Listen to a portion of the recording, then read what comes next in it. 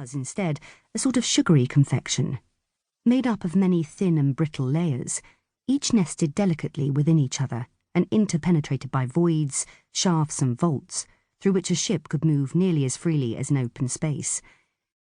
The outer surface, from which the launch was bouncing its range-finding pulses, was only loosely spherical. There were gaps in it, some of which were whole leagues across.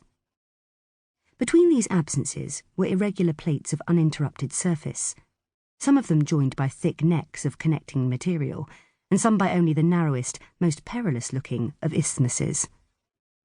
Nowhere was this surface layer more than 1/10 of a league thick, and in places it was considerably thinner. Little domed communities, never more than 1/4 of a league across, spangled against the firmer-looking bits of surface. Now and then, a tiny train moved between them, a luminous worm hurrying through a glassed-over tube. With their speed reduced to just 500 spans per second, Fuhrer dropped the launch down through one of the larger gaps. The thickness of the surface plate swept up past them, and then they were into what was technically the interior of Mulgrison. There was little sense of confinement. In many directions it was still possible to see stars, as well as a dozen or so nearer worlds and the purple ruby glimmer of the greater congregation. Beneath them, about a league below, was a smaller broken surface, ornamented with domes and the fine, glistening threads of railway lines. There were domes and lines above them as well, for there were communities attached to the underside of the outer shell, as well as to its outer surface.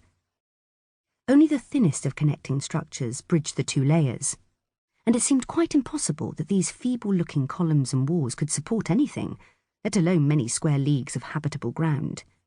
But they did, and they had, and they would. Mulgrison was already millions of years old, and it had been claimed and lost and reclaimed many times during the long cycles of civilization collapse and rebirth that made up the recorded history of the congregation. Fuhrer dropped their speed further still. Traffic was thick all the way into Mulgrison. Rocket launches were coming and going in all directions, with little regard for any sort of organised flow.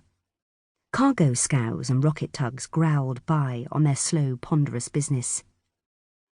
For every ship about the size of their own launch, though, there must have been 10 or 20 smaller craft that were only used for shuttling within and around the world, and these seemed even more cavalier about navigational etiquette.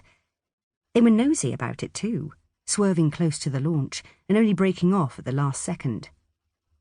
The anti-collision alarm was going off so frequently that in the end Fuhrer cuffed it into silence. They went down another level. Only now was it getting hard to see any clear part of space, and the communities at these depths had to rely on artificial lights at all times of day.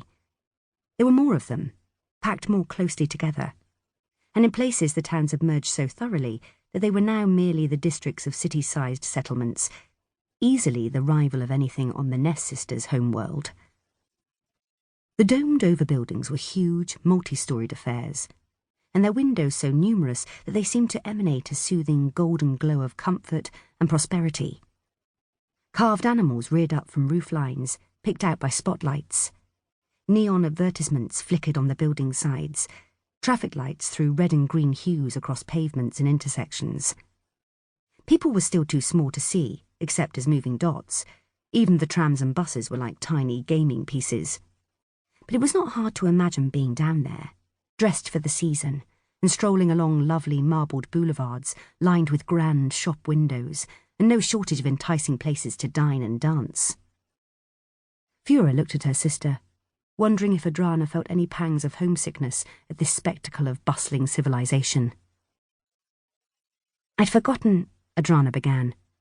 "How pretty things could be," Fuhrer finished darkly, and her sister met her eyes and gave the merest nod of mutual understanding. "How nice decent society looks from the outside. How pleasant and inviting. How ready to accommodate our every wish. How devious and deceitful. It's a trap, sister, and we ain't falling for it." "I didn't say I was about to." Fuhrer slowed them again. They descended through the gap between two domes, then continued on down through the thickness of another layer, until they emerged beneath its underside. There was one more layer below, totally enveloped in a single glowing mass of buildings. That was the closest settlement to the Swallower, which was somewhere deep.